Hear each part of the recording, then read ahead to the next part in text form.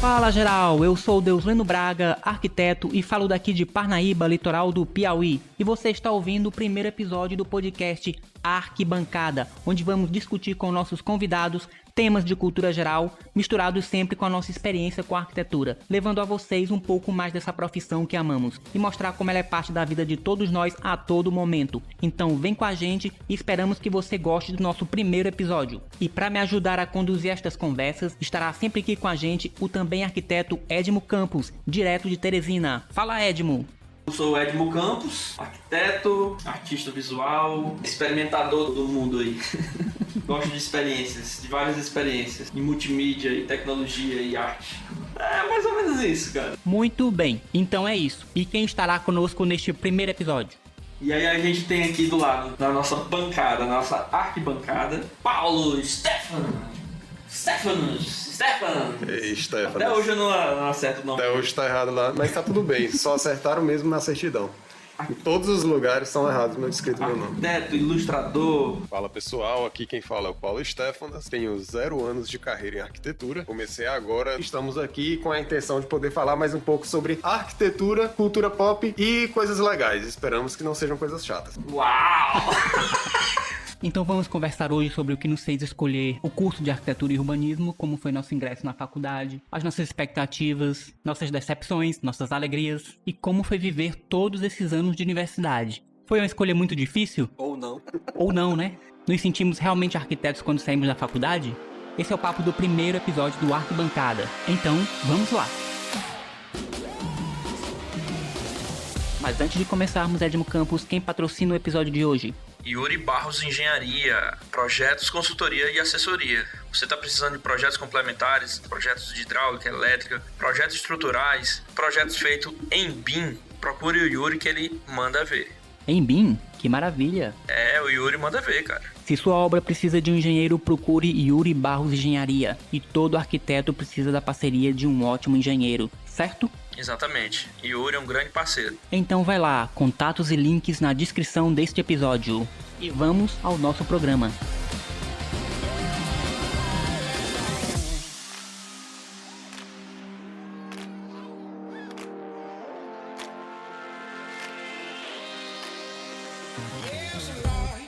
Então, Paulo, você que é o mais recente arquiteto aqui dentre nós, já que eu e Edmo nos formamos há mais tempo, como foi que você decidiu que queria ser arquiteto? Foi uma escolha pensada antes de entrar na faculdade? Ou a coisa aconteceu meio que por acaso? Foi uma escolha muito difícil ou não? Não, já respondendo a pergunta, não foi difícil escolher arquitetura. Difícil foi a escolha de se manter no curso de arquitetura. Se manter. É verdade. Realmente é o principal desafio.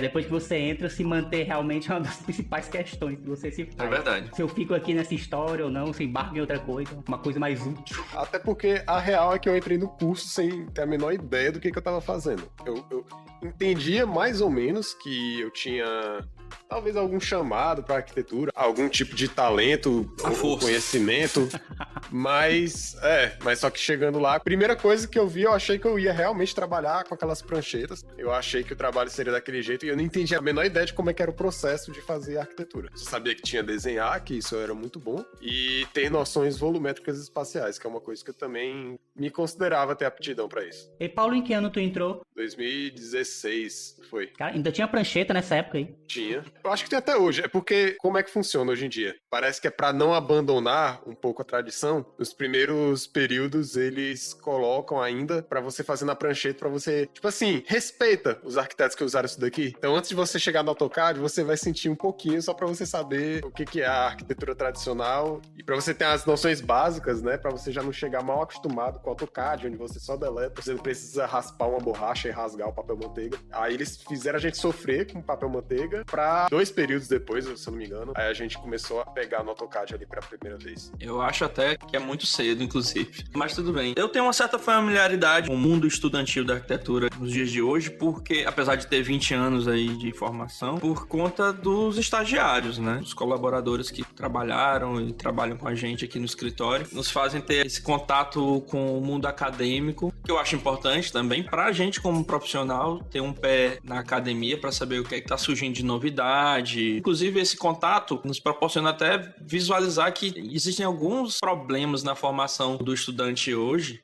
né? Que seriam problemas que deveriam realmente ser sanados. Acontece meio que um abismo entre a academia e o mercado e a vida profissional, né? Mas eu também, assim como o Paulo, escolher a arquitetura foi um caminho praticamente natural. Desde muito novo eu sempre gostei de desenhar, como eu já falei até outras vezes para vocês. Minha família sempre dizia, vai ser engenheiro, vai ser arquiteto. Eu nem sabia o que é que significava isso. Depois na frente é que eu fui observar e entender direito o que é que um arquiteto fazia, o que é que um engenheiro fazia. E gostei da ideia de trabalhar com desenho. Então, o desenho foi minha porta de entrada para arquitetura, mas como mesmo vocês falaram aqui, lá dentro é um outro universo, digamos assim, se abrem outras portas e a gente entende que a arquitetura não é desenho. A arquitetura não é só a comunicação através do desenho, tem muitas outras coisas, isso é só uma nuance do que o curso te exige. Esses outros desafios que eu tive que realmente superar. Entender também que desenho técnico é totalmente diferente de um desenho artístico. Enfim, foi um caminho natural, sabe? Entrei muito feliz no curso, inclusive passei para engenharia em Recife, mas optei por ficar no curso aqui em Teresina, porque, enfim, era o curso que eu queria, já era a cidade onde eu morava. E é isso, foi isso mais ou menos o início do processo para entrar no curso de arquitetura. E tu, rapaz? E tu, Deus lembra? Tu não fala não? Calma, peraí, pra que essa pressa? Assim como eu, tu também é da época do vestibular. Mas antes do vestibular, tu já pensava em escolher entre outras carreiras? Ou a opção foi sempre entre arquitetura e engenharia? Na realidade, eu já tinha uma ideia meio que formada do que eu queria fazer já no científico. Na nossa época era científico. Então, sei lá, desde o primeiro ano do científico, eu já tinha uma ideia que eu queria fazer arquitetura. Inclusive, eu falava pros meus colegas da turma que o curso que eu ia optar era de arquitetura, né? Então, tive essa ideia fixa desde o início do científico e foi uma coisa assim, natural, né? Não foi algo difícil, né? Até porque já tinha arquitetura aqui, felizmente. Quando eu comecei a estudar aqui em Teresina, que eu vim exatamente nesse período de preparação para o vestibular, já tinha o curso de arquitetura. Tinha uns 3 turmas, exatamente. Eu sou da 4ª turma de arquitetura do Piauí, que começou pela Federal. E foi esse o processo. Era esse caminho que eu queria seguir. Mas tu se achava como estudante que tinha informações suficientes sobre o que era o curso de arquitetura? Eu não sabia exatamente, mas tinha uma ideia assim bem vaga. Acredito que hoje em dia as pessoas entram com informação muito mais concreta do que é o curso. Eu entrei bem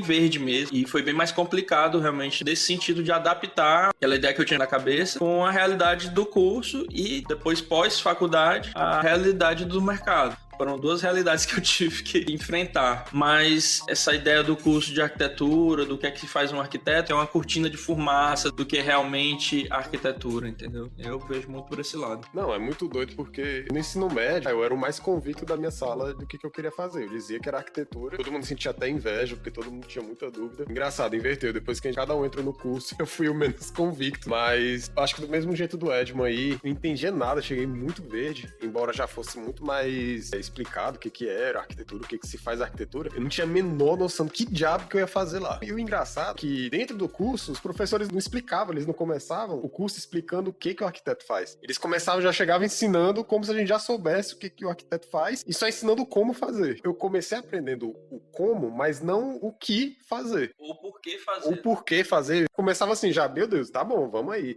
Peguei o bonde andando assim, sem saber o destino. Eu também senti a mesma coisa, Paulo. Depois de eu sair da faculdade, é que eu entendi realmente, de fato, o que é que significa ser arquiteto, entendeu? Eu entendo muito a tua sensação, realmente, essa sensação de que, assim, pega o barco andando e você, se não fizer isso aqui, você não será arquiteto. Às vezes, você é treinado para fazer, mas não sabe a razão, o porquê. É tanto que muitos estudantes acabam desistindo porque essa falta de propósito durante o curso, sim, um direcionamento mais para a realidade, mais próximo da realidade, seria mais fácil a gente, de repente, entender para que a gente está entendendo o que é fazer uma ou geometria descritiva. Às vezes a gente vai no bonde andando e não sabe a razão daquilo, né? A gente, depois que sai do curso, a gente entende, por exemplo, numa geometria descritiva da vida, a gente sabe que é pra pessoa ter a noção espacial, projeções, entendeu? Que é um desenho projetado. Cara, a geometria descritiva é um negócio muito chato. A história da Épora, tinha também a linha do horizonte. Aí eu achava que isso tinha alguma coisa a ver com desenho com perspectiva, alguma coisa assim meio relacionada. E na minha época, o nosso professor, ele era do curso de matemática. E por melhor professor que ele fosse, por mais que ele entendesse de matemática como ele entendia, ele não ia saber passar pra gente onde a gente ia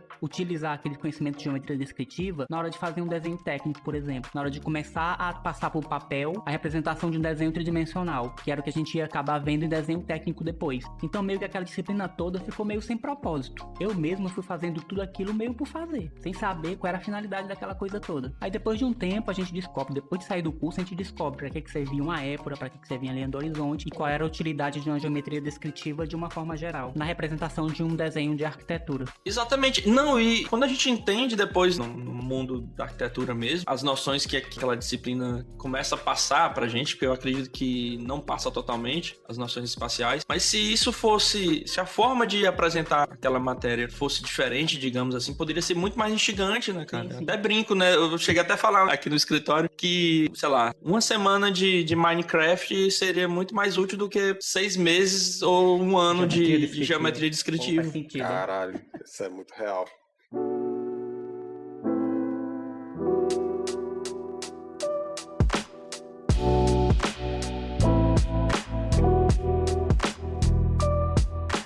Então, Deus, mas eu queria também saber de ti, cara, teu contato com a arquitetura, tu fica aí só quietinho. Não, pô, assim, Ele não quer abrir o jogo. quando eu era criancinha lá em Barbacena, não, em Parnaíba, aqui desde criança eu era muito de estudar. Era de casa pro colégio, do colégio pra casa. Até me divertia pouco. Quase que não saía na rua pra brincar, só ficava em casa mesmo, porque naquele passado muito distante, criança brincava era na rua mesmo. Com certeza. Aí quando eu entrei pro já citado aqui científico, né, que eram os 3 últimos anos de ensino médio, antes de a gente fazer vestibular, aí foi uma época que correu assim tudo mais solto, eu deixei tudo correr mais solto, comecei a sair com a galera, comecei a jogar basquete, a me interessar mais por esportes, mas até então eu não sabia pra que eu ia fazer vestibular. Eu sabia que tinham coisas que eu não queria fazer, que eram os cursos que tinham aqui em Parnaíba, contábeis, letras, essas coisas não me interessavam de jeito nenhum. E eu não tinha realmente nenhum interesse específico por nenhum tipo de profissão. O que eu sabia que eu gostava muito era de desenhar, desenhava bastante. Eu enchia os cadernos, as apostilas com desenho de quadrinho, super-herói, Lanterna Verde era o meu personagem preferido naquela época. E na época que teve aquela saga 0 Hora da DC, que o Hal Jordan era o vilão, aí eu desenhava Parallax em tudo que era lugar. Então era isso, eu ficava rabiscando e desenhando toda hora, em tudo que era canto. Mas sempre assim, né? Pois não é, sempre esse tipo de vadiagem. Então o que eu sabia é que eu não ia cursar nada aqui em Parnaíba. Então outra coisa que eu sabia é que eu tinha que morar fora. E um tio meu queria muito que eu fosse morar com ele em Recife. Então eu acabei me inscrevendo pro vestibular na Universidade Federal Rural de Pernambuco, pra veterinária.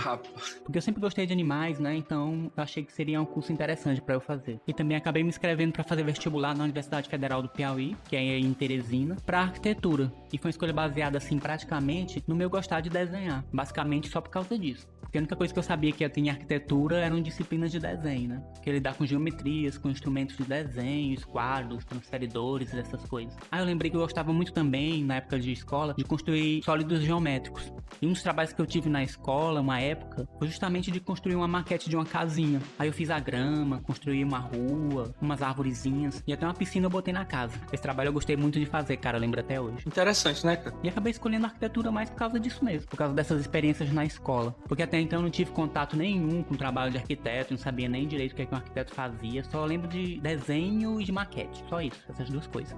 E foi assim que eu acabei entrando pro curso de arquitetura na Federal. O vestibular era primeiro na Federal aqui do Piauí e depois é que eu iria fazer na Federal Rural de Pernambuco. Só que como eu passei aqui, eu acabei me decidindo mesmo por ficar e cursar o curso de arquitetura e nem fui fazer o vestibular em Recife. E foi assim.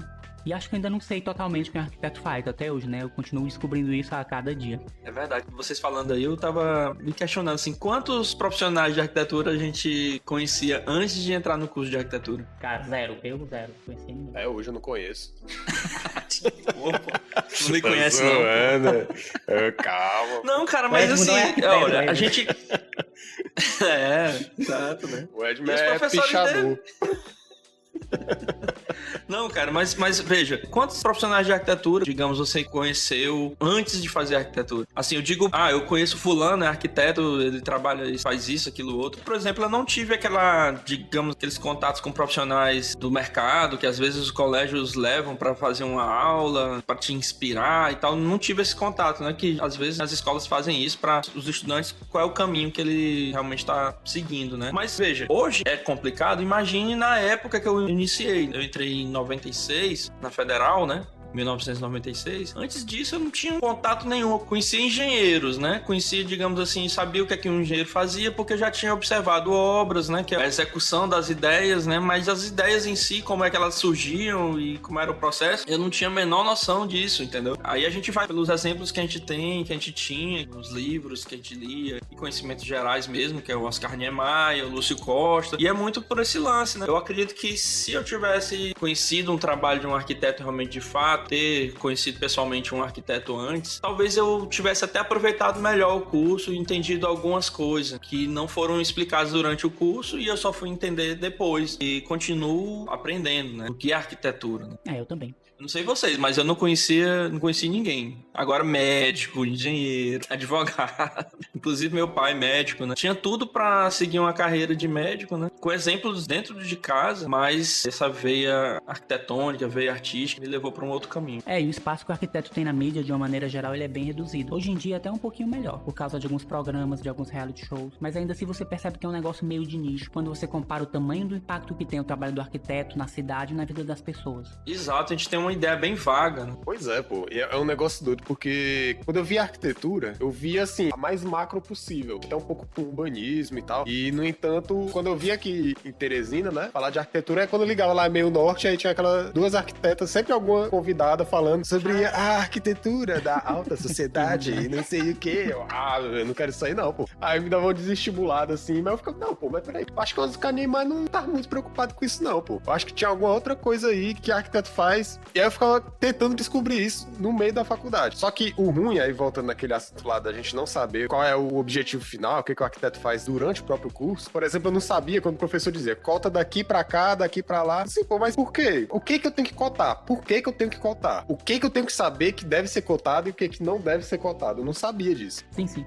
Caso alguém não saiba, cotar significa você demonstrar no desenho as dimensões do objeto que você está mostrando. A espessura de uma parede, o tamanho de uma parede, o tamanho de uma porta, de uma janela, esse tipo de coisa. Exato, exatamente. Não tinha essa noção. Eu ia fazer, por exemplo, uma maquete.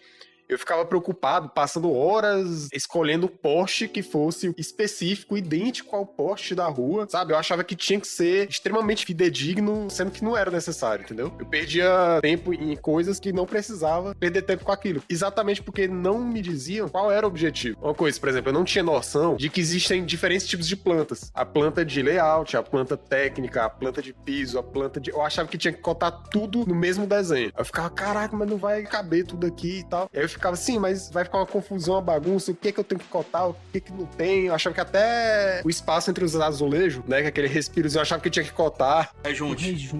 Eu não sabia, pô. Eu tinha acabado de sair da escola, não tinha a menor noção de nada. O que era a necessidade, eu não tinha a menor noção disso. E não se falava. Foi lá pro final do curso que eu comecei a ter essas noções mínimas, que é só pra saber onde é que eu tava esse tempo todo, pra depois, quando eu terminar a faculdade, eu começar a entender também outras noções, como de fazer orçamento. A vida real, né? Verdade, cara. A gente fica na Matrix, né?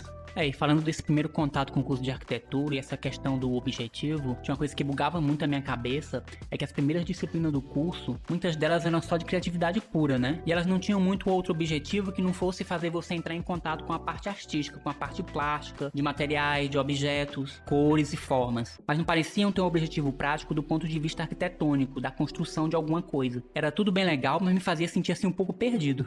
Tinha a oficina de plástica, né, com a professora Isalina. Eu adorava essa disciplina. Era a disciplina que eu, digamos assim, mais me encantava desde o início e foi que me segurou um pouco, assim, no começo do curso, né? Sim, eram disciplinas que eram puramente criativas, né? E fazia até sentido que elas fossem assim. Mas mesmo depois, quando chegaram as disciplinas mais técnicas, como os primeiros projetos, eu senti falta de objetividade também, porque a gente continuava basicamente só com a liberdade criativa. Faltava um pouco de realidade, sabe? Eu sentia que os únicos parâmetros objetivos que a gente realmente tinha eram um programa de necessidades e um pouco de organização espacial. Mas faltavam coisas como assim, uma previsão orçamentária, por exemplo. A gente não tinha a menor noção de quanto custaria uma obra. Não, isso é foda, porque a gente nunca teve limite de orçamento. Os professores diziam assim como se a gente tivesse dinheiro infinito. Faz o que tu quiser, seja livre pra você criar, porque agora é o momento de você criar. Sim, meu querido, mas eu saio ferrado, porque eu sei fazer sem ter limite nenhum. Eu saio da faculdade, só sei criar sem limite, aí encaro o mundo real, não consigo mais criar sem limite, eu vou fazer o quê? Fazer outra coisa? Cara, e assim, beleza, que no começo isso pode ser muito bom pra destravar, né? Pra quem ainda não entendeu direito o que é a liberdade artística e tal, isso é bom, mas até no meu TCC, eu me cobrava muito, eu perguntava pro meu orientador, eu queria ter uma noção, pra não parecer que tava, sabe, sonhando alto demais, fazendo um TCC que fosse impossível. Eu não gostava de ter essa sensação de não estar pisando no chão. E eu acabei até fazendo no meu próprio TCC, eu percebi só depois que, caraca, eu desperdicei muito espaço aqui. Tipo, é um terreno. Um terreno você tá pagando o IPTU conforme o tamanho dele. Não posso desperdiçar muito espaço aqui por um capricho artístico. Essas pequenas noções de aproveitamento de espaço, de o que eu tô desperdiçando, de como otimizar o processo, como até pensar em quem tá executando na hora, porque é muito fácil eu querer fazer uma coisa, porque tá na minha cabeça, às vezes até por falta de criatividade, vou colocar isso daqui, e eu nem tô pensando que isso pode dificultar a obra. Isso é uma coisa que eu queria ter aprendido lá na faculdade. No entanto, nunca peguei em planilha de Excel na faculdade, nunca descobri qual é o salário de arquiteto, que é o que o povo mais queria saber, e os professores nunca abriam o jogo. Ah, mas esse é o grande mistério. Parece que tinha uma espécie de medo, assim, de não... É porque eles não sabiam. Eu acho que talvez fosse. Mas nem preço de material, nada, zero. Sabe assim, se chegasse dizendo, uma obra custa 50 mil, pra gente a gente não fazia a menor noção. Simplesmente acreditar, porque a gente não tinha nenhuma referência. É, justamente isso, você sente falta desse budget, de ter um valor X que você vai utilizar pra realizar aquele projeto. É verdade, cara. Porque é isso que acontece na vida real, você trabalhar dentro de um limite orçamentário pra cada projeto. Eu concordo até, de certa forma, de você ter uma certa liberdade, que meu processo criativo vai da divergência, a gente vai para o momento de divergência, que é o momento de criatividade, onde as ideias se chocam e o céu é o limite, aí a gente é como se você recebesse um mármore bruto que você fosse lapidando, acabando até chegar no projeto final, né, no projeto executivo. Vai ter um momento desse processo aí que a gente vai ter que realmente parar com as ideias preliminares, os primeiros estudos e tal, e começar a colocar isso em prática, na parte técnica executável. Então, nesse momento, é o momento de convergência, né? Mais técnico, mais racional. E eu acredito que a arquitetura é muito disso, essa ponte entre o lado criativo, que deve aflorar no primeiro momento, e acho que isso é necessário para a gente criar o máximo de possibilidades criativas possível para escolher digamos assim, a mais eficiente para aquele projeto, né? Ela vai ter que passar por esse processo de convergência, onde a gente vai começar a lapidar coisas como, por exemplo, não posso colocar esse tipo de acabamento porque vai interferir no meu orçamento, aí já é o lado racional entrando no processo. No curso de arquitetura, falta realmente botar o pé no chão, né? Não só a cabeça no céu, mas o pé no chão é importante para a gente entender a realidade do mercado. Esse lance do orçamento, de você ter um teto, um limite, ter parâmetros legais. Legislação e norma técnica, a gente realmente vê isso na faculdade. A gente vê realmente até, de certa forma, os parâmetros legais de uma forma bem interessante realmente no curso, né? Mas em relação à orçamentação, falta um pouco dessa realidade mais dura, né? Até porque a gente está num período de crise e a gente trabalha muito com escassez. Muito mesmo. 80% ou 90% dos arquitetos do Brasil é trabalhar com escassez. Pessoas que não têm orçamento suficiente, que não têm um financiamento. E trabalhar na escassez, de certa forma, aguça a criatividade, porque a gente vai ter que descobrir opções, usar muito desse jogo de cintura. Isso é bem a realidade mesmo. E ninguém aqui quer romantizar um cenário de falta de recurso, né, de pobreza. Mas você vai acabar tendo que ser muito mais criativo para contornar esse tipo de problema. Isso. A escassez é excelente para desenvolver a criatividade, mas esse ponto aí que deveria realmente ser exercitado no curso com mais propriedade, entendeu? Com bases reais. Assim, o estudante tem uma noção muito melhor de como, digamos, até argumentar em cima de algumas opções arquitetônicas que ele queira tomar durante a vida profissional e não ficar à mercê de outras pessoas dizendo, esse piso aqui é caro, não bota. Porque, de repente, a gente deixa de usar um acabamento que seja ideal para um cliente, que seja interessante, eficiente para um cliente, por ficar nesse mundo empírico e no chute, entendeu? É legal essa analogia aí, como se fosse um mármore que você vai esculpindo, você tem liberdade. Só que o negócio é que nesse exemplo aí do mármore, você já tem ali um monolito com tamanho delimitado e agora você só vai tirando as partes. Não tem a pedreira toda, né? Não, é porque ali você só já tem o tamanho. A sua escultura vai obrigatoriamente ficar só menor do que aquele monolito antes. É ao contrário. Agora na faculdade é como se fosse uma escultura de argila que você vai colocando argila e a argila é infinita. Entendeu? Analogia? Entendi. Porque aí, se você coloca um limite e você trabalha a sua criatividade nesse limite, você começa a saber onde você tem que focar a sua criatividade. Você já desenvolve cedo isso. E não deixar pra aprender isso só depois na prática profissional, né? Sabe a melhor analogia pra isso? Passou agora outra analogia, olha só. O cara da analogia. Dança do TikTok. Nossa. Antes você não tinha, quando não tinha TikTok, você dançava numa pista de dança. A dança era aquela lá do El Chan lá, que você se mexe muito. Aí quando foi no TikTok, o pessoal inventou umas danças que cabem dentro da telinha. Aquela que você mexe mais só o braço aqui, bota em volta do pescoço. Arquitetura é o passinho, né? É verdade. E não é contraditório, né, gente? Porque a arquitetura se faz dentro de limites, né? A arquitetura é a delimitação de algo no espaço. Exatamente. É orçamento, prazo e espaço. É isso aí. Exato. São os 3 limites principais.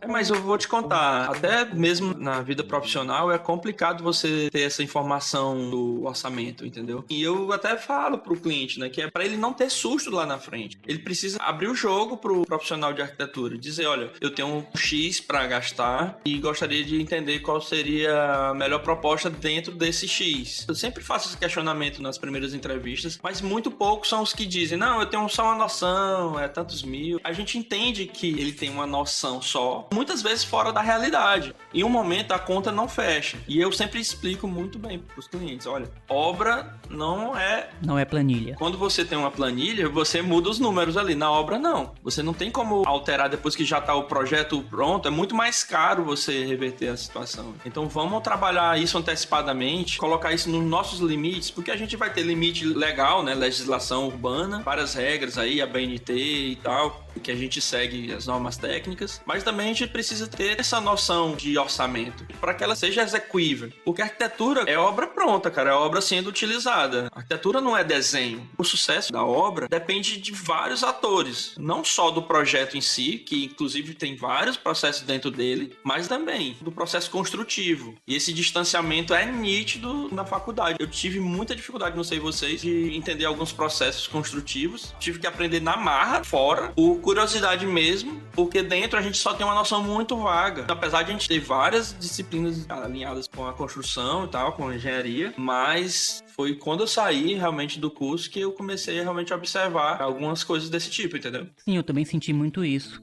Acredito que faltou um pouco mais de laboratório, um pouco mais de visita técnica em obra. Porque são essas coisas que fazem a gente entrar em contato com os processos construtivos de verdade. Não que a gente fosse conseguir ver tudo que é processo construtivo dentro do tempo de faculdade, que é praticamente impossível, né? Porque até coisas novas vão surgindo, novas tecnologias, novos modos de fazer. Mas até mesmo algumas coisas que são mais comuns, mais do dia a dia, de construção, a gente perdeu um pouco disso. De como aprender e entender como é que esses processos funcionam. E a outra coisa que tu falou, que eu realmente senti muita falta quando era estudante de arquitetura, é justamente essa questão do contato com o cliente. Do trato que a gente tem que ter no primeiro contato com a pessoa, de estabelecer essa relação profissional de confiança. Para o cliente se sentir à vontade para mostrar quais são as capacidades financeiras dele e para a gente mostrar o que a gente é capaz de fazer com aquele orçamento que ele tem.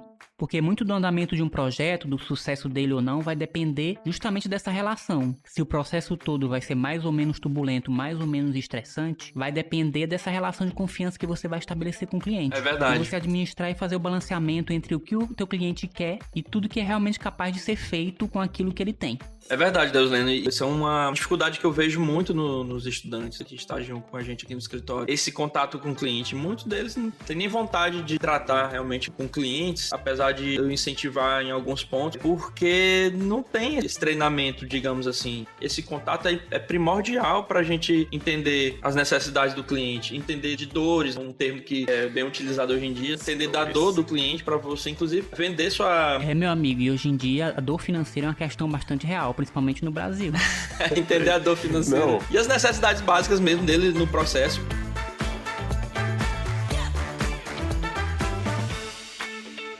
Eu costumo fazer uma analogia quando eu estou explicando o meu processo criativo no projeto, que o que eu faço é uma jornada do herói. O arquiteto, ele é apenas o guia, ele é o mestre, né? Ele é aquele momento que o herói tá perdido e aí você vai guiá-lo até o resultado final, até o final feliz, digamos assim. Pô, mas é um guia que nem o mestre dos magos ou não? Eu só vou ser o guia dele.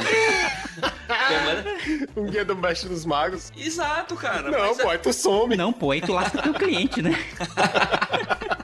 Aí tu Não, mas- some na hora que precisa. Mas veja, é isso, a gente tem que trazer ele pro ponto central, né? O protagonismo não é do arquiteto, o protagonismo é do cliente. O arquiteto não tá ali para resolver suas necessidades estéticas, não. Eu acredito, inclusive, que o lance autoral na arquitetura, eu acho, digamos assim, não tem nada a ver com a arte mesmo, com as demais artes. Não sei se o Paulo tem essa mesma visão. A arquitetura tem um propósito. Existe um propósito realmente concreto em cima daquilo. Algo que está muito mais ligado ao protagonismo do cliente. O cliente realmente é quem tem papel principal. E eu tento trazer ele pro processo. Para que ele também sinta parte dessa construção criativa, entendeu? Sim, claro. Eu digo para ele, olha, se você não vir aqui para analisar o que a gente está criando e de repente está cooperando com mais ideias, não vai fluir. Lá na frente você de repente vai ter uma casa, mas não vai ter um lar. porque não vai se reconhecer naquele espaço. É engraçado, vocês estão falando aí ainda no assunto sobre diferenças entre faculdade e vida real. Fora a questão do orçamento, tem isso. Na faculdade, a gente é o nosso próprio cliente. A gente não aprende a ter que lidar com os desejos e as picuinhas de outro. De outras pessoas, né? Uma coisa é você chegar pro cliente e fazer o que ele deseja. Às vezes você tem que dizer o que ele precisa. Porque você tá ali, aí o cliente chega e quer fazer uma estufa na casa dele. Você vai explicar pra você convencer ele de que, olha, isso aqui você vai ver, você vai se arrepender, não vai dar certo. É muito complicado. Fora que também desenvolver o gosto dele, sabendo colocar a nossa personalidade. Porque, como eu disse, né, na própria faculdade, na aula, por exemplo, de interiores comerciais, a professora deixa você escolher, o professor deixa você escolher a loja que você quer, que tipo de loja. Aí você escolhe lá o tipo de coisa que você já se afeiçoa. E, no entanto, na vida real não vai ser desse jeito, senão você vai passar fome. Não é mesmo. E aí você começa a aprender como é que eu posso dizer? A introduzir dentro de você, a se acostumar com essa ideia de que as coisas vão ser só colocadas do jeito que você acha que é legal. É uma das grandes frustrações depois quando você entra no mercado, é esse fato aí, suas vontades, cara, não estão mais no script, suas vontades têm que ser colocadas de lado e atender as vontades da pessoa, né, do cliente. E aí tem que ter uma visão bem humanista, despir-se de muitos preconceitos, porque você vai ter todo tipo de cliente, cara. Enfim, tem necessidades totalmente diferentes de você, por isso que o arquiteto, ele lida com vida. Então, quanto mais experiências de vida você tem, realmente conhecimento, ser curioso, realmente conhecer várias culturas, questões de gênero, por exemplo, você tentar entender quais necessidades de uma pessoa, de um cadeirante ou de uma mulher que mora sozinha. Você abrindo esse leque de conhecimento, conhecendo várias pessoas, ou conhecendo vários estilos de vida, você está acrescentando na sua profissão. Eu costumo dizer, o arquiteto, ele trabalha 24 horas por dia. A partir do momento que ele acorda, ele sai de casa, ele desce um elevador, ele entra no carro, entra no ônibus, passeia pela rua, faz uma viagem. Você está conhecendo modos de vida, novos cotidianos, e isso pode acrescentar informações preciosas lá na frente na hora de trabalhar. É isso mesmo, e a gente pode se aproveitar disso, porque nós estamos 24 horas imersos no nosso campo, dentro do nosso objeto de trabalho. Isso. Essa falta, digamos assim, essa diversidade de conhecimento que a gente tem quando a gente é muito novo, prejudica muito o nosso processo inicial profissional, entendeu? Muitas pessoas imaturas se formando e no primeiro não que recebe, essa profissão não é pra mim, entendeu? Porque a gente é acostumado a não ter limite. Então, resumindo, somos todos umas crianças mimadas, é isso. Chegamos a essa conclusão, então, né? Exatamente. É mal acostumado, na verdade. Não, e tem essa questão. Quando você é imposto limites, os critérios dos limites do professor é outra coisa completamente diferente dos critérios do cliente. O professor, ele vai mandar você refazer por um motivo, vai achar que a sua proposta tá boa, enquanto o cliente é o contrário. Ele não tá nem pra parte técnica e ele acha que sua proposta tem que ser mais assim, vai alterando e tal. Isso. São papéis diferentes, são relações diferentes, né? Pronto. Você foi aprendeu de uma forma a ser criterioso na faculdade, e aí quando você acha que o cliente, ele aprovou, você não tem o professor pra dizer que tá errado. É verdade, mas aí tem as normas que você deve seguir e o orçamento, né? Teoricamente tem que seguir também. Mas é isso, essa falta de parâmetro, um pé na realidade e diversidade, muitas pessoas têm essa dificuldade depois quando entram, de entender que a cidade, as pessoas são o nosso laboratório. A gente tá o tempo todo olhando a cidade e dizendo, olha, essa situação não dá certo, esse corredor de ônibus não vai dar certo, enfim, é como se um médico estivesse olhando uma radiografia o tempo todo. A partir do momento que acorda, então você fica olhando, digamos assim, alguns defeitos. Agora uma pergunta aqui que nunca ninguém conseguiu me responder, ver se a gente consegue responder. A arquitetura é de exatas ou é de humanas? É de tudo, é de todas as áreas. Porque, cara, se for de exatas, é a exatas mais de humanas que eu já vi, e se for de humanas, é a humanas mais de exatas que eu já vi.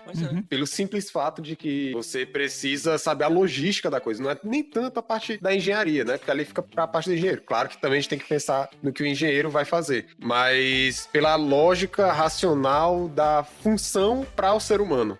Então é como se a gente estivesse, às vezes, montando um quebra-cabeça. É muito de exatas isso, embora não tenha tantos números esse processo.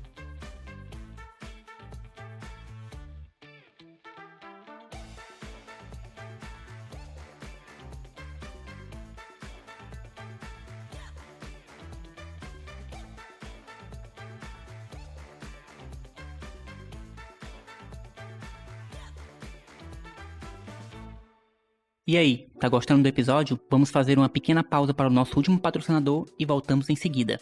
Lux Soluções Visuais, portas, brises, fachadas em geral. Todas as estruturas que você precisar em ACM Bond, a Lux é especialista. A Lux também é especialista em estruturas de comunicação visual para postos de combustíveis. Você que está fazendo seu posto de gasolina, procura a Lux Soluções Visuais. Eles têm soluções para estruturas e toda a parte de comunicação visual. Pode procurar a Lux. É isso aí, e mais detalhes sobre Lux Soluções Visuais na descrição desse episódio.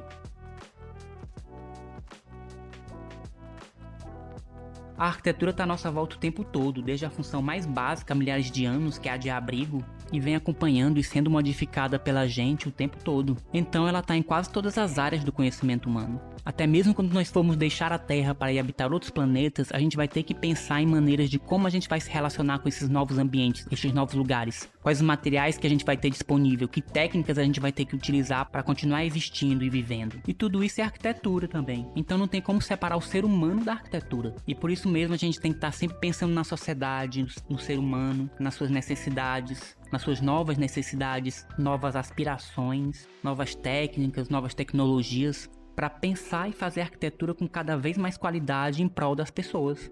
Exatamente, cara. O que você tem aqui, ainda mais hoje em dia, né, que a tecnologia avança exponencialmente aí, inclusive do lado de humanas, né, o nosso lado mais humano é que vai ter que ser o nosso diferencial, né? Sim, totalmente. Daqui a um tempo todos vamos ter, digamos, o mesmo padrão tecnológico, os processos vão ser avançados, mas o que vai fazer o diferencial é exatamente esse lado empático, esse lado humano, que vai ser a ponte entre o cliente e o que ele deseja, né, o arquiteto. É justamente isso que eu imagino, que com o passar do tempo, os processos mais técnicos ligados ao trabalho de arquitetura vão deixar de ser questões, de ser problemas, e o trabalho em si vai se concentrar mais nessa relação mais humanizada entre cliente e arquiteto. Exato, cara. Ainda mais nesse mundo de programação que os processos são facilitados, você chega com a planta e o programa lá lhe dá vários tipos de layout ideal, mas ideal para quem? Quem vai fazer essa curadoria? É o arquiteto.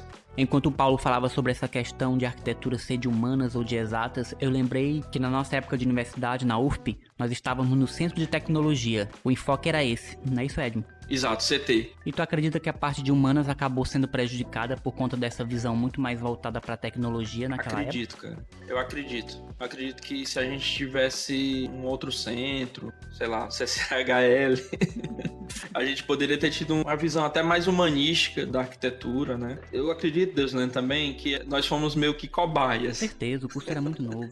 Nós fomos, assim, das primeiras gerações de arquitetos formados aqui no Piauí, por profissionais que vinham de fora, de vários lugares do Brasil, com várias formações. Então ainda não tinha muito uma cara do tipo de arquitetura a ser implementada, né? Agora, depois de gerações, né, 20 e tantos anos aí de curso, nem lembro mais. Mas agora a gente já tem uma, digamos assim, algo consolidado, tanto que o nosso curso aqui da Federal, ele é top no ENAD, na avaliação do MEC, né? Exatamente, é curso A. Sim, isso mesmo. Se eu não me engano, é o único aqui no Piauí. São 30 anos de evolução, eu sou da 4ª turma, né? Então acredito que muita coisa foi feita assim nas coxas, no improviso mesmo. Eu lembro que tive professora que é especialista em urbanismo ministrando aula de design de interiores, de arquitetura de interiores. Não que ela não tivesse capacidade de passar o conteúdo, mas a vivência é importante na hora de você tirar uma dúvida ou até instigar o estudante naquela área. Eu tive que rebolar depois da faculdade, fazer uma pós-graduação em design de interiores, porque tinha muita dificuldade com interiores. Inclusive, muitos estudantes hoje em dia ainda têm, né? Com interiores. Poxa, lá no meu curso foi o contrário. Foi muito investido em interiores e pouco Legal. na macro, assim. Inclusive, eu senti falta. Eu queria mais a tua área de estudar, pegar mais essa parte da arquitetura mais macro e um pouco menos de interiores, porque eu achei muito focado. De certa forma, meio que está alinhado com o mercado, né? Porque o mercado de reforma, como a gente sabe, através das pesquisas, existem muito mais reformas do que construções novas. Os números do CAL dizem isso. Então, é um mercado meio que focado já para esse tipo de atuação. A gente está num universo que a gente precisa ver de tudo um pouco, né? Eu tive essa dificuldade. Acredito que a sua faculdade, que é particular, né, tem esse foco maior. Eles entendem, de repente, essa ponte com o mercado de uma forma mais fácil, através de interiores, mas A gente sabe que nós temos mais de 250 atividades que um arquiteto pode desenvolver legalmente. E se a gente ficar, de repente, só focado naquilo ali, a gente vai ter uma dificuldade. De repente, se a gente tiver que fazer uma mudança de rumo na nossa carreira lá na frente. Cara, e esses números do CAL fazem todo sentido, porque como o processo de industrialização e de urbanização do Brasil é relativamente recente, agora que você vai ter um número suficiente de edificações urbanas que sejam aptas a passar por processos de reforma, de modificação e reconversão. Exatamente, cara. É muito imóvel vazio, muita gente sem teto, e fazer essa ligação entre as pessoas e as casas, um lugar, uma moradia, né? Uma moradia digna. É um papel do arquiteto, né, cara? Ou converter em moradia espaços que de início não foram projetados para isso. Exatamente. Um arquiteto que não tá sensível à realidade do país, cara, ele tá vivendo num mundo de fantasias, cara, num mundo de Alice, velho. Tá na Disney, tá fora da realidade. É muita gente sem moradia, muita moradia vazia.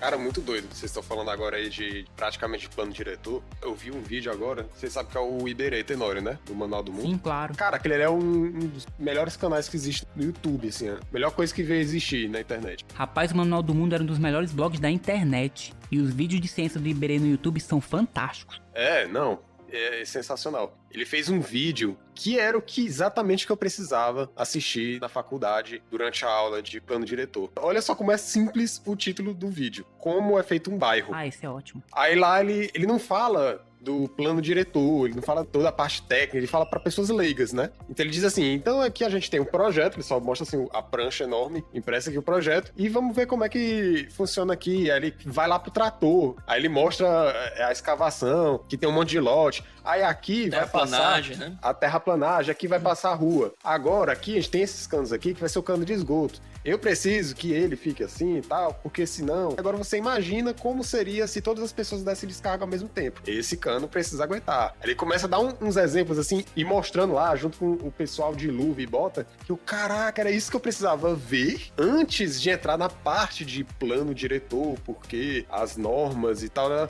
Porque eu ficava assim apenas nessa parte teórica, eu não conseguia visualizar isso. Era como se estivesse só decorando uma constituição. Eu não conseguia ver, entendeu? Sabe? Visualizar aquilo tridimensionalmente no espaço. Uhum. Aí aquilo ali é uma coisa que me dava noção e que eu não tive.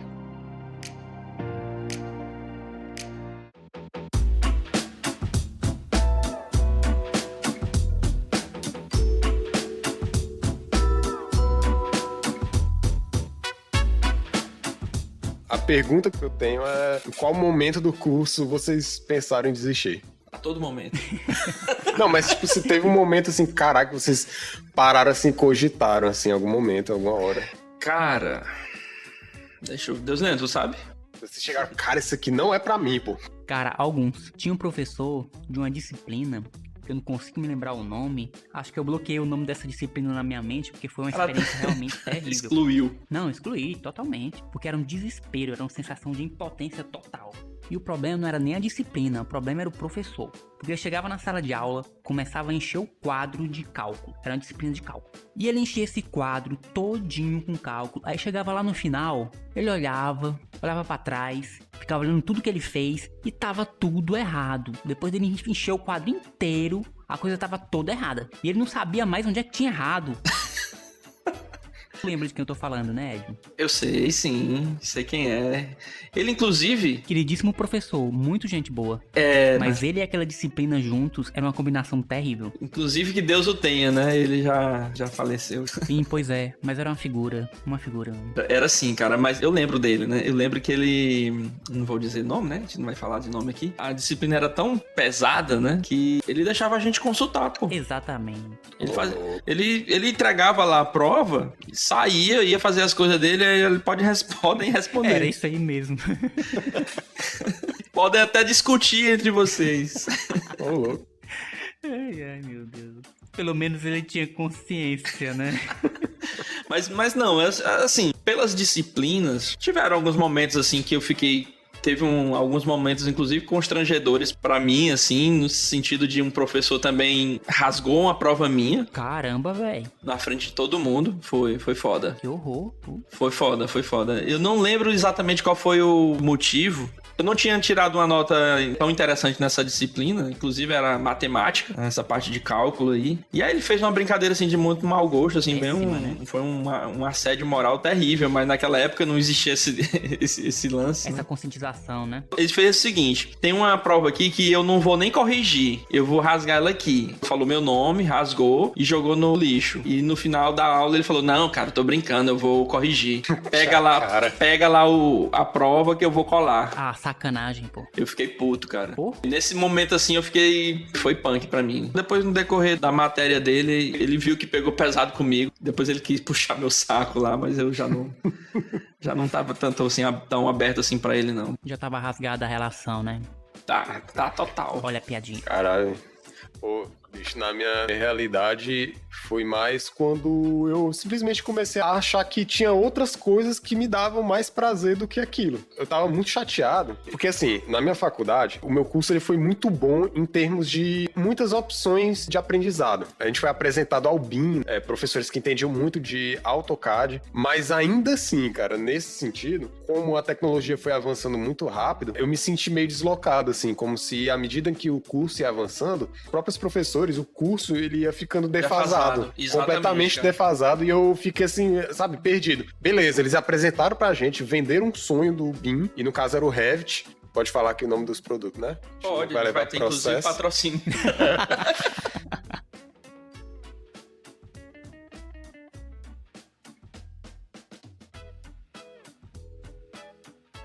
Foi apresentado o Revit pra gente, assim, vender o sonho e tal, aqui a gente vai otimizar o seu trabalho. Eu acho que se 4 da minha turma permaneceram com o Revit, foi muito. Aí a gente chegou lá num projeto, num período que era o período, assim, conhecido como o pior de todos, né? Eu acho que era o 8º e tal. E o professor, a galera não ia muito com a cara dele. E todo mundo tava meio que jogando a toalha. Cara, esse aqui é o momento em que eu vou desistir, pelo menos do período, mas eu não vou desistir simplesmente trancando. Eu vou tentar ele e vou, sei lá, vou testar outra coisa aqui.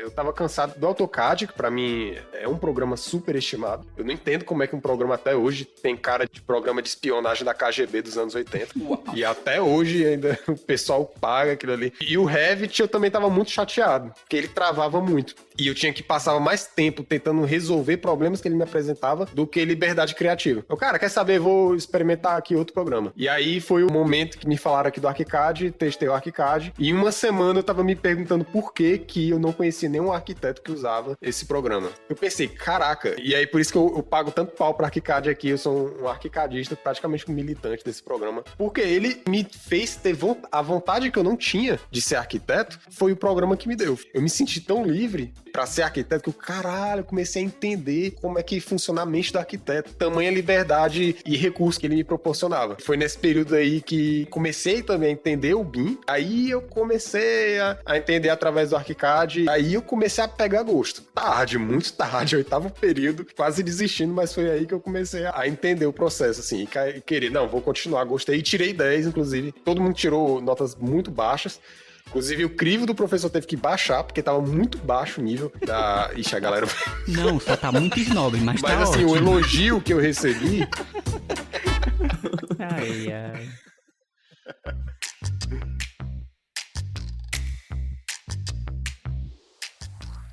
Você falou aí dessa mudança aí de autoestima em relação ao curso de arquitetura. É aí que tá, Paulo. Isso vai muito além da ferramenta em si, né? A falta digamos assim, de um propósito definido da nossa profissão nos fazia entender a profissão através das ferramentas. A gente não pode se apegar às ferramentas. Exatamente. A gente tem que saber lidar com os processos, evoluir nos processos de criação, de fazer arquitetura, de entender o ser humano, de entender o propósito do que a gente está fazendo, porque as ferramentas, elas elas vão mudar. Lá na frente vai aparecer um outro programa, uma outra coisa que a gente vai ter que ou dominar tecnicamente ou de repente entender o contexto para poder trabalhar com as outras pessoas lhe auxiliando. E isso vai mudar. É uma realidade da nossa profissão, a mudança tecnológica. Agora, o propósito da nossa profissão é o que falta muito, até muitas vezes fora do curso mesmo, durante a vida profissional. E falando em mudança tecnológica, na minha época e do Edmo, a gente viveu uma mudança bastante drástica, né, em termos de tecnologia, que foi toda a chegada da internet, a introdução dos computadores assim de uma forma mais intensa na vida acadêmica e nas nossas vidas pessoais também.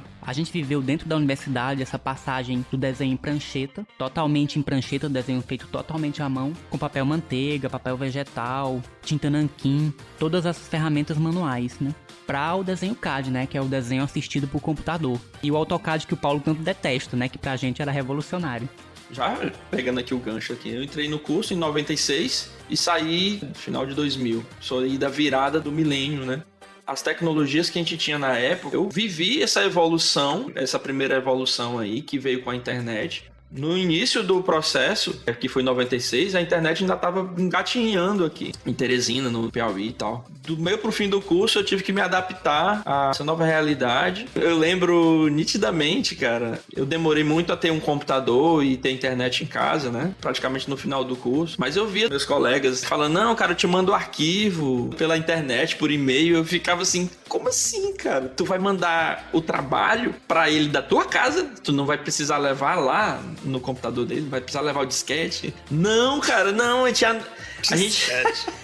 A gente anexa o arquivo e manda por e-mail. Cara, isso... Explodiu a cabeça. Bugou minha cabeça. Eu fiquei, assim, transtornado. Eu fiquei, preciso disso. Tu imagina, cara, todo o trabalho que a gente fazia no início do curso, a gente tinha, de repente, que trabalhar de forma colaborativa. Eu tinha que levar a minha parte escrita num disquete para um colega nosso lá, formatar, fazer uma apresentação. E isso como muda, né, cara? E a gente... Total. Eu passei por esse processo, não sei se o Deus Lendo, porque o Deus Lendo já é uma turma um pouco na frente, né? Entrou depois, né? Sim, passei por isso. Mas eu lembro nitidamente desse processo dentro da minha vida, né? Ter que entrar no mundo da internet e como isso facilitou e mudou muita coisa durante o curso de arquitetura. Eu lembro quando a gente foi apresentar o trabalho final de graduação, os primeiros colegas que fizeram as apresentações levavam disquetes compactados, arquivos compactados por conta da capacidade, e tínhamos que levar para apresentar no computador da faculdade, né? E teve um colega nosso que na subida da escada caiu e bagunçou todos os disquetes, e não sei se o Deus Lendo recorda que tinha que ser necessariamente na ordem certa. Lembro sim, você tinha que descompactar na ordem. Pra você descompactar os arquivos, tinha que ser na ordem inversa do que você compactou. E ele não numerou os disquetes, cara. Tu acredita que... Botou a etiqueta no disquete, né? Exatamente, tava sem um adesivozinho, não tinha marcado os disquetes. E eram uns 10 disquetes, assim. Resultado, ele teve que apresentar o trabalho final com as pranchas que ele tinha impresso, né? E ficou fantástico, porque... as pranchas, cara, era muito bem ilustrada. Ele pintou, era um projeto paisagístico, né, de uma praça. Então ele era todo pintado à mão e ele é um cara que desenha muito, então ficou fantástico. Ele botou no quadro e deu aquela pegada meio tradicional, meio analógica aí da coisa, né? Mas foi fantástico. E eu, veaco, né, que eu tava, né, com essa história do disquete, levei foi meu computador logo pra apresentar lá. Rapaz, isso era muito normal, o pessoal carregando um desktop pra dentro da sala de aula, subindo a escada, com aquele trambolho, pra apresentar trabalho. Tinha gente que carregava até o monitor do tubo. Cara, quando eu comprei meu notebook, foi o maior fã de vida que eu tive. Cara, meu amigo, tinha um colega nosso que tinha um notebook lá no... esqueci o nome do cara. Ele ficava com o notebook na sala de aula, cara, todo mundo olhava assim pra ele. Porra! Era o Sigefredo Pacheco, lembro dessa história. Todo mundo ficava impressionado com o notebook, alta tecnologia. É, pronto, é ele mesmo. Cara, eu fiquei assim... aquilo ali era uma coisa inatingível pra gente, cara, inatingível pra gente. O notebook era impensável pra gente ter. A inclusão digital, cara, que a gente passou, né, no processo dos anos 2000, pô... a gente é da geração nem, né? Nem analógica, nem digital. É, bem no meio. Não sei se vocês chegaram a pegar a fase de ter que mandar no e-mail do professor, claro, até meia-noite. Aí não dava tempo. Agora eu vou revelar, né? Agora não tem mais como. Já fui aprovado no TCC, já me formei, pode falar. Chegava, corrompia o arquivo, mandava corrompido, chegava lá, professor, caralho, não deu certo. Eu posso só abrir no meu notebook que eu tenho aqui o arquivo? Pode. E eu já tinha feito a madrugada inteira o trabalho, ajeitado o que tava faltando. Ninguém fez isso é lenda urbana. Cara, não, cara, que eu tô inventando, né, gente? É ficção pura. Não, eu acredito, 100%, é pura ficção. Eu não fiz isso, eu juro por Deus que eu não fiz. Mas assim, teve uma ocasião, era um projeto 9 de um hotel, né, na faculdade, que o disquete corrompeu, né? Eu juro por Deus, não foi culpa nossa. É, meu amigo, mas disquete corrompido era a coisa mais normal do mundo. Era, exatamente, era demais. Desmagnetizava com muita facilidade e tinha aqueles maiores, né, muito mais sensíveis. E ele era muito fácil de desmagnetizar. E aí o professor não conseguiu abrir, não teve paciência pra esperar. E simplesmente estipulou lá uma nota lá. Acho que era um trabalho em dupla, não lembro. Estipulou uma nota e deu pra gente lá. Tinha esse lance, né, de entregar assim nos finalmente, né? Quem nunca, né? Mas eu lembro muito bem de entregar trabalho na casa do professor. Mas isso que eu falei é porque, assim, era a única forma de fazer. É porque não tinha como, assim, todo aluno, se um aluno não fizesse isso, podia reprovar, entendeu? Então a gente tinha que ter uma vida meio bandida, assim, pra conseguir sobreviver na faculdade, cara. Tem momentos que é puxado, que é exigido da gente uma coisa que é impossível. Cheguei a ter já burnout, porque o que é, né, o burnout? É quando você não tem recurso suficiente e você tem a cobrança. Você tem um prazo, mas você não tem os recursos que você precisa pra cumprir aquele prazo. Principalmente recursos psicológicos também. Fisiológicos, né? Tudo, é quando você se sente incapaz de fazer. Você vê assim, cara, não tenho como, mas eu tenho a obrigação de fazer isso aqui. Aí você pira, vira madrugada, aí você toma café pra ver se você acha que tendo mais tempo e dormindo menos você vai conseguir. Você começa a ter você começa a ficar louco. É foda. Cara. Então, assim, se a gente não burlasse algumas coisas, a gente não ia sobreviver, cara. Tinha gente que tava entregando o trabalho à base de droga pra poder continuar acordado e ficar virado, sei lá, 2 dias. Sabe, quando você começa a ter a sua visão, você vira assim o olho, em câmera lenta, assim, as coisas andando, começa a sentir como se tivesse areia no olho. Sei lá, cara, as percepções, assim, sensoriais suas já bugando, porque você não tava mais conseguindo ter uma vida normal. A gente precisava dar um jeito, entendeu? Só de virar à noite a pessoa já começa a sentir algum desses sintomas, imagina isso à base de remédios. E ainda mais a romantização Isso aí que eu da ia dizer. arquitortura. O pessoal falava, os professores chegando aqui, dormiu o quê, rapaz? Arquiteto não tem que dormir, não. Não, cara. Esse tipo de coisa assim, e a gente achava, a gente se orgulhava, achava, eu fiquei tantos dias sem dormir. Olha, eu não fazia isso. Eu dormia, só teve um trabalho que eu madruguei mesmo assim, que eu virei 1 ou 2 trabalhos só. De resto, não queria nem saber. O pessoal já virando noite no 3º período. Eu não, meu querido, eu sou mais viver por mais tempo, assim, sabe? Sou mais ser idoso com 80 anos do que sacrificar por causa de um trabalho. Não vou fazer uma coisa dessa, não. E olha, Paulo, tu falou aí em arquitortura, tem profissional que não saiu desse modo até hoje, continua do mesmo jeito quando era na faculdade, vivendo essa arquitortura. E se acostumou por conta dessa romantização, cara. Sim, totalmente acostumado. Se acostumou a trabalhar assim. Eu tento me policiar o máximo possível. Toda profissão tem um momento de quebrar a brita que você realmente tem que ter um foco, tem que abrir mão de algumas outras coisas. Mas esses momentos que a gente tem de virar à noite tem que ser o mínimo possível, cara. Isso aí não pode ser regra, tem que ser a exceção. Mesmo porque se isso for sua regra, você vai acabar prejudicando sua saúde no processo. Exato. E isso pode acabar até sendo algo irreversível. Exato. E poucas vezes eu levo o trabalho pra casa, poucas vezes eu viro noite, final de semana eu respeito, tento levar uma vida relativamente saudável, apesar da cervejinha. Mas uma cervejinha não precisa ser um empecilho pra uma vida saudável, né? Não, cara, mas a gente precisa ter essa descompressão. O cérebro lotado, cansado, ele não consegue fazer nada bem. E com o tempo essa conta vai chegar, cara. Aliás, o único momento em que eu precisei virar à noite foi só pelo motivo de ser trabalho em grupo. Então era eu e mais 3. Aí eu tinha que compensar o atraso dos outros e essa vida infernal aí que quer fazer o trabalho por você e pelos outros. E trabalho em grupo. Pelo menos tu tá falando aí em compensar o atraso dos outros membros de um grupo. O problema mesmo é quando você tem que compensar a ausência das pessoas do grupo todo. Não, fora. Mas, cara, olha, né? vamos ser sinceros. Todo grupo sempre tem uma escora, né? Pô, às vezes mais de uma, dá até pra fazer uma laje. Não, mas isso é natural, porque começa a ser produtivo, um começa a achar que não, que a gente tá indo bem e relaxa. Pior que às vezes, simultaneamente, uns 3 começam a relaxar junto, porque acham que... Tá tipo assim, bem. não, eu sou o primeiro a relaxar. Não, mas assim, uma coisa muito importante, que é dica pra quem é estudante de arquitetura, que tá começando agora. Todo mundo já meio que já sabe, mas ainda assim, enfatizar. Saber escolher a pessoa com quem você vai fazer trabalho. Cara, isso aí é um adianto muito grande de vida. Não, trabalhar em grupo, cara, não é fácil, né? E ainda mais quando você é estudante, você não tem maturidade suficiente para lidar com um bocado de questões. Então estar ali num grupo de estudo, num grupo de trabalho, enquanto você é estudante de arquitetura, sempre vai dar problema. Todo mundo ali ainda é muito imaturo. Alguns não estão nem convictos de continuar no curso, como a gente já viu aqui. A gente mesmo passou por dúvidas e períodos de incerteza em relação ao curso. Mas tem um lado bom em você trabalhar com grupos heterogêneos, né? Com gente de todo tipo. Porque assim você adquire experiência e adquire habilidade de administrar melhor grupos muito difíceis, né? Não vai ficar só naquela zona de conforto trabalhando com todo mundo que você se dá bem, com todo mundo que você tem afinidade. Isso te ajuda também a se preparar para a vida profissional. Porque na vida profissional, nem sempre você vai estar escolhendo com quem você vai trabalhar, quem vai ser seu cliente. Às vezes você vai trabalhar com equipes em que você não pode escolher com quem trabalhar, né? Em determinado projeto, em alguma coisa mais específica. Exato. Então você pode aproveitar essa vivência dentro da universidade para começar a trabalhar essas questões, começar a trabalhar todas essas habilidades. É assim, cara, engrossar o couro, né, engolir sapo, essas coisas a gente tem que começar na faculdade mesmo. E a arquitetura é coletivo, cara. Muito dificilmente você vai produzir uma arquitetura de qualidade trabalhando na sua Batcaverna. Tem que formar a Liga da Justiça, senão não produz arquitetura. Pois melhor que sejam os Vingadores, então, porque a Liga da Justiça não tá dando liga nenhuma. Ou os Vingadores, que eu sou da Marvel, né?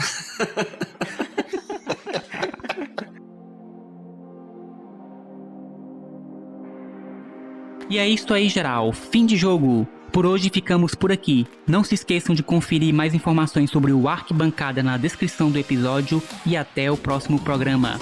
Um abraço!